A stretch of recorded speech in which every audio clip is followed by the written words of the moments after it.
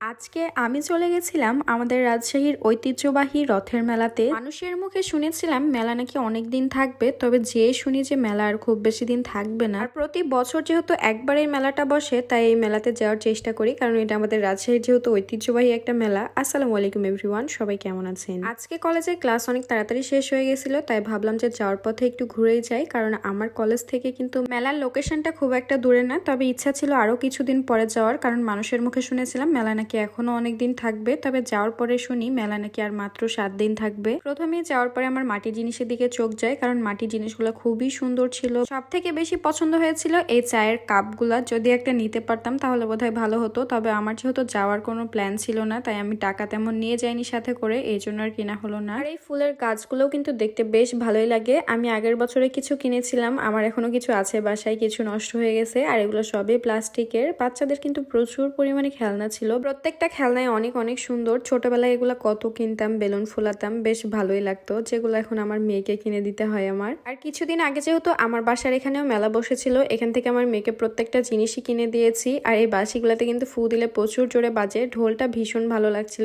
আমি আবার টুং টুং করে বাজাচ্ছিলাম, তবে এটা ছোট বাচ্চাদের। একবার তো গলার মধ্যে ঢোকাতেই গেছিলাম, তবে তেমন একটা ঢুকবে না, কারণ এগুলো ছোট, বড় সাইজেরও অনেক আছে। তবে আজকে মেলাতে কিন্তু এখন একেবারেই ভিড় নেই, যেহেতু আমি দুপুরবেলায় গেছিলাম। সন্ধ্যার পর থেকে বা বিকালবেলা থেকে প্রচুর পরিমাণে ভিড় হয়। আর এই নামের লেখাগুলো ভালো লাগে। এই আল্লাহু লেখাটা আমার অনেক ভালো লেগেছিল। উপরের দিকে দেখতে সুন্দরই ছিল, তবে পেছনের দিকের ফিনিশিংটা তেমন একটা ভালো নয়, এই জন্য নিলাম না। আর যেতে যেতেই দেখি যেখানে পাপড় বিক্রি করছে। মেলাতে আসবার পাপড় খাবো না তাহলে তো হবেই না। সব পাপড়গুলো ছোটবেলায় প্রচুর পরিমাণে খাইতাম, তবে এখন আর এগুলো দেখতেই পাওয়া যায় না, শুধু মেলাতে আসলেই দেখতে পাওয়া যায়। আর এখানে কিছু কিউট কিউট বাচ্চাদের খেলনা ছিল। মেলাতে এসে আমি বাচ্চাদের খেলনাই অনেক বেশি দেখলাম। আর এখানে প্রচুর পরিমাণে দোকান আছে। আমি যখন যাই তখন অনেক বেশি রোদ ছিল, একটু পরে আবার দেখছি যে হালকা হালকা ফোটা ফোটা বৃষ্টিও পড়ছিল। যাই হোক, এখানে একটা প্লেটে মাটির প্রত্যেকটা ফল বানানো আছে, দেখে কিন্তু খুবই কিউট লাগছিল। কলাটা বেশি সুন্দর ছিল। বাচ্চাদের কিন্তু জামা কাপড় আছে এখানে অনেক, তবে এগুলা একেবারে কাপড় কোয়ালিটি ভালো না। তারপরে মেলাতে যেহেতু এসেছি, প্রত্যেকটা দোকানই ঘুরে ঘুরে দেখছিলাম। আর আমার যদি কোনো কিছু পছন্দ হয় আর টাকা যদি না থাকে, তখন আমি হয়তো কারো কাছ থেকে নিয়ে হলেও কিনি, বা পরে আবার আসি আমি। আর ঘুরতে ঘুরতে সেই ভাইরাল জিনিসটাও চোখে পড়ে যায়। ছোটবেলায় এগুলো হাতে প্রচুর পরিমাণে আঁকাইতাম, যদি আমার মেয়েটা দেখলে অনেক বেশি কান্নাকাটি করবে বাসায় যেয়ে, কিন্তু এটা দেখে সত্যি আমার অনেক ভালো লাগলো, তাই একটু ছাপ দিয়ে নিলাম। অনেকদিন পরে আসলে হাতে এভাবে ছাপ দিলাম। বিকালে আসলে হয়তো আমার মেয়েকে নিয়ে আসতে পারতাম, তবে যেহেতু কলেজ থেকে এসেছিলাম তাই ওকে আর নিয়ে আসতে পারিনি। আর কয়েকদিন যাবত রাজশাহীতে বিকালবেলা হলে বৃষ্টি শুরু হয়ে যাচ্ছে। আসলে বিকালবেলা কোনো কিছু প্ল্যান করলে এখন আর কোনোভাবে বের হওয়া যাচ্ছে না। আর এখানে খুবই সুন্দর সুন্দর প্লাস্টিকের খেলনা ছিল। শুধু খেলনাই না, মেয়েদের সাজাগোজার জন্যও প্রচুর পরিমাণে জিনিস আছে। এখানে কাঁকড়াগুলো খুবই সুন্দর লাগছে।